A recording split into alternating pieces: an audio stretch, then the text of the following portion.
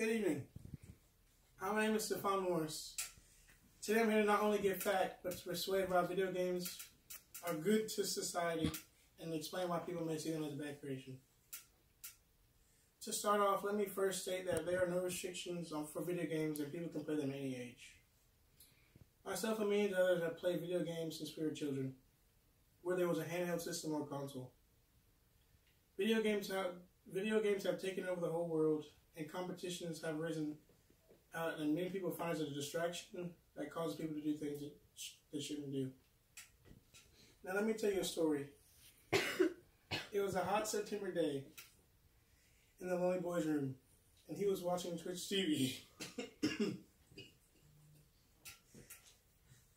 And he came across a live stream about a game called Fortnite. A 10-year-old boy named Edwin went to the PlayStation Store and seconds later saw that the game was for free, and he downloaded it. 10 minutes later, he played the first game, and he fell in love with it. This was just the story of one person, and many other people have the same one. In the next couple of weeks, this game begins to blow up the whole world. After doing a little research, I have come to see that video games are seen as an aid for life success and make people better. I know that from personal audience opinions that you may think have a different opinion, but by the end of this speech, you would agree with me.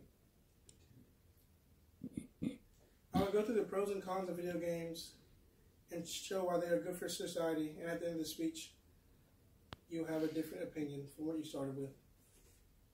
To start off, a lot of people have turned playing video games for fun into a way of life, and it has made them famous.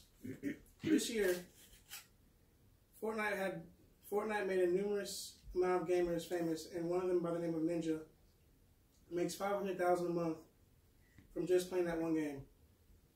He also gets triple figures from streaming on YouTube and Twitch TV from all subscribers because many people pay to watch him play. Also this year, the gaming market has reached a total of $137.9 billion spent on games. This includes mobile games on the cell phones, games on handheld consoles, regular consoles, and PC games. Evidence shows that playing video games will make people who are surgeons better surgeons by doing laparoscopic incisions because it is proven to make 32% less errors by playing video games 3 hours a day. People who are dyslexic, video games are seen to help them improve their reading and comprehension because most games are said to require more focus and they need full attention. Another reason, and the main reason, is that people can make a career out of gaming. Using Ninja as an example shows how one game can make a man's life worth living. He played that one game, and after a couple weeks, he blew worldwide. Ninja started out playing PUBG, but when Fortnite came out, it was a couple days, not even months, before people started paying him to play. Now that we've seen the pros of gaming, let's look at the cons. There are 4 major problems with video games. One is that it takes over people's lives. Like myself, video games plays a big part in my life. Throughout high school, I was in my room all day, every day playing games. I never went out and I enjoyed life because the only thing that I wanted to do was play my game. I made sure I got homework done at school just so when I got home I could play my game. The mindset that I had was the only way to get better at the game was to keep playing it. And after a while, that mindset got me really good at games because now I think I'm better than everyone. The second reason why video games are seen as bad is because they could put a strain on people's eyes. Sitting in front of a TV for hours could really damage your eyes and cause you to strain them. Straining your eyes may not have a huge effect on your life now, but once you get older, it could have a major effect on your sight and cause serious eye problems. The third reason is lack of sleep. Sleep is needed for everybody. The only way to get good at something is to keep practicing for hours. And people who live by this mindset when it comes to video games, they never get sleep. Sleep is needed, and many people like myself lack it because we play video games for hours. We just sit in front of the TV and play nonstop. They believe sleep is for the weak.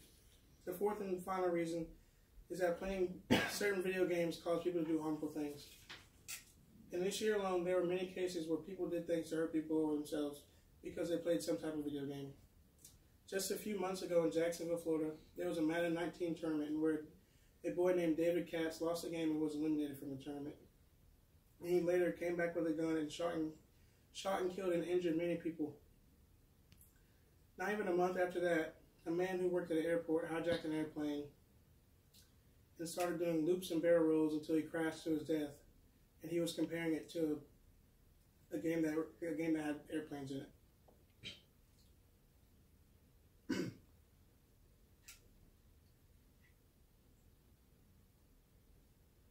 Everyone could personally limit themselves to a certain amount of certain games and a certain amount of time playing that game, where it is not overtaking their lives. Spending too many hours gaming ruins people's lives socially and physically. Like myself, when I game, I like to put food nearby so I don't have to get up. I don't plan on moving from that spot until I have to use the bathroom. This will allow myself and many other people to be very focused and sit in that one spot for hours. Gaming also takes away from your social life. Sitting at home all day takes people away from being social and going out with friends. This was me throughout high school. My room was my cubicle, and I never left it unless I had school or work. Other than that, I was in my room all day, every day. To conclude, this year of 2018 was by far one of the best years of gaming, but at the same time, one of the worst. There is no way to make everyone stop playing video games, because video games has become a part of everyone's lives. Whether you play video games or not, everyone is affected by other people who play video games. There will always be those people who take gaming very seriously and they do stupid things, but that should not affect everyone else. If I had the chance to control gaming in the world, I know everything that I said would have a positive effect on everyone, because I think everyone would agree with me.